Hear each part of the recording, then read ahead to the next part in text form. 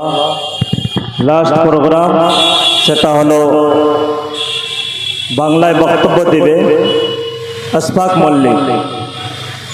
তারপরেই ইসরায়েল এবং ফিলিস্তিন নিয়ে যে সমস্যা সেই বিষয় নিয়ে গজল পরিবেশন করব।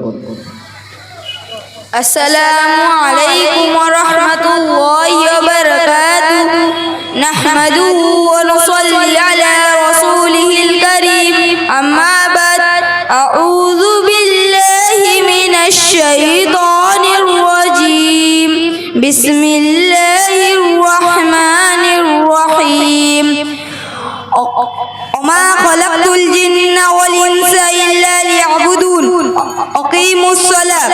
সমস্ত প্রশংসা সেই মহান আল্লাহ, যিনি অক্ষয় অব্যয় অবিনশ্বর, যিনি কুল কায়নাতের মালিক। শুধু তাই নয়, তিনি আমাদের ইমানেরও মালিক, আর তিনি আমাদের সকলকে মুসলমান বানিয়েছেন। তাই আল্লাহ শুকরিয়া সবরব বলি আলহামদুলিল্লাহ।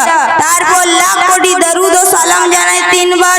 উপর জিনাকে না সৃষ্টি করিলে কুল কায়নাতে সৃষ্টি করা হতো না। তিনি হলেন আমার ও আপনার নবী আহমদে মুস্তাফা, মুহাম্মদে মুস্তাফা জানাবে মুহাম্মদ রাসূলুল্লাহ সাল্লাল্লাহু আলাইহি ওয়াসাল্লাম। আমি সর্বপ্রথম একটি কোরআনের আয়াত তেলাওয়াত করছি, যেটা হলো মা খালাকতুল জিন্না ওয়াল ইনসা ইল্লা লিয়াবুদুন, যার অর্থ হলো আমি জিন আর ইনসান জাতিকে সৃষ্টি করেছি শুধুমাত্র আমার ইবাদতের জন্য। ইবাদতের মধ্যে সবথেকে গুরুত্বপূর্ণ ইবাদত হলো নামাজ। নামাজের মধ্যে মানুষ আল্লাহর সাথে কথা বলে। যখন সে আল্লাহ সিজদা করে তখন সে আল্লাহর খুব নিকটবর্তী হয়ে যায়।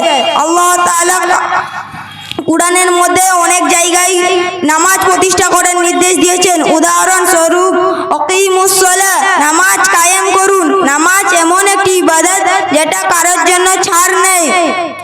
এই হুকুম সবাইকে পালন করতে হবে। নামাজ ছাড়া কেউ নামাজি হতে পারে না, নামাজ ছাড়া কেউ ওলি হতে পারে না, নামাজ ছাড়া কেউ নবী হতে পারে না, নামাজ ছাড়া কেউ সাহাবী হতে পারে না। এটা এত গুরুত্বপূর্ণ ইবাদত যে আল্লাহ তাআলা নবীকে নিজের কাছে ডেকে নামাজের নির্দেশ দিয়েছেন এবং মুসলমানের উপর 5 ওয়াক্তের নামাজ ফরজ করেছেন। হাদিসের মধ্যে এসেছে as-সালাতু মিরাজুল মুমিনিন, অর্থাৎ নামাজ মুমিনের জন্য মেরাজ স্বরূপ। আমাদের প্রতি প্রিয় নবী সাল্লাল্লাহু আলাইহি ওয়াসাল্লাম জীবন দশায় অতি গুরুত্ব সহকারে নামাজের প্রতি যত্নশীল ছিলেন, এমনকি নিজের জীবনের শেষ মুহূর্তেও নামাজ নির্দেশ দিয়েছেন।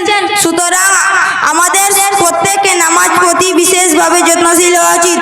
সঠিক সময়ে প্রতি ওয়াক্তের নামাজ আমরা যত্ন সহকারে ধীর স্থিরভাবে আদায় করার চেষ্টা করব ইনশাআল্লাহ। মহান আল্লাহ তাআলা আমাদের সকলকে নিয়মিত 5 ওয়াক্তের নামাজ আদায় করার তৌফিক দান করুন। আমিন। ওয়া আখিরু দাওয়ানা আনিল হামদুলিল্লাহি।